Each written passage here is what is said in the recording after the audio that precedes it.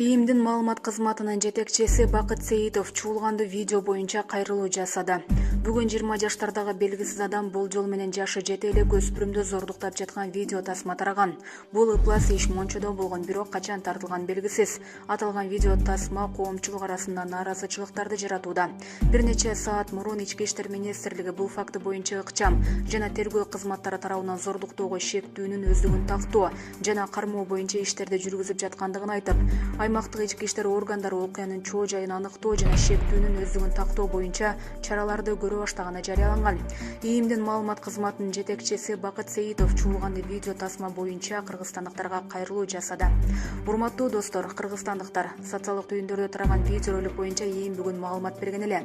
Биз тактоо жана аныктоо иш-чараларын жүргүзүп жаттык. Анын үстүнө маселе тактала электе. Социалдык түйүндөрдө провокацияга алдырган дагы жарандар болду. Ошол эле соц түйүндөр аркылуу ар кандай сүрөттөрдү салышып, ушул жигит экендигинде маалыматтар, аудио маалыматтарда тарап жатат. Божомолго алдырбай так маалыматтарды күтөлү.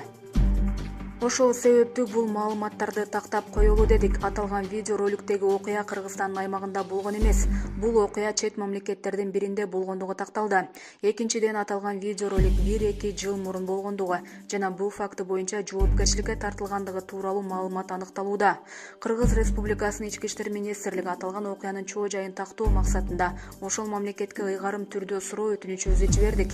Кыска убакыттын ичинде бул видео качан болгондугу, кайсы жерде болгондугу тууралуу, кимдер экендиги жана кабыл алынган чечимдер боюнча ыйгарым түрдө билдиребиз. Урматтуу достор, бул окуяга кайдыгер карабаган замандаштарым, аталган факты боюнча жакын арада кошумча маалымат боло тургандыгын билдиремин, деди. Булак Назар Ньюс KG.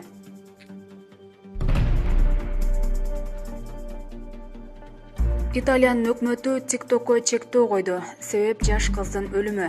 Италиянын жеке маалыматтарды коргоо бюросу TikTok социалдык тармагынын бардык италиялык колдонуучуларынын жашы белгисиз эсептерин убактылуу бөгөттөө чечимин кабыл алды. Бул тууралуу департаменттин сайтына шилтеме берүү менен Пикабу билдирди. Чектөө 15 февралга чейин созулат. TikTok социалдык тармагынын бөгөттөө чечиминин себеби Палермодо 10 жаштагы кыздын өлүмү болду. Ал TikTok сайтында популярдуу болгон тенденцияны карманууга аракет кылган. Италиянын басылмалары билдиргендей, туугандары кызды үйүнөн эс үчүн жоготкон абалда уюлдук телефон менен табышкан. Кыз оор абалда ооруканага жаткырылды. Дарыгерлер аны сактап калышкан эмес. TikTok катчысынын айтымында, администрация социалдык тармактарында адамдарды мындай нерсеге катышууга үндөй турган мазмун тапкан жок. Биз кооптуу болушу мүмкүн жүрүм-турумду үндөгөн же үгүттөгөн эч кандай мазмунга жол бербейбиз деген жана маркумдун туугандарына көңүл айтып, анын өлүмүн иликтөөгө салым кошууга даяр экендигин билдирди.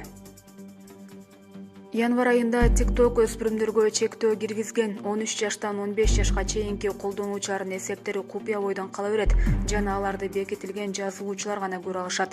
Ошондой эле алар дуэттерди 16 жаштан жогору колдонуучулар менен гана сүрөткө тартууга уруксаат алышкан. Булак Чындык KG.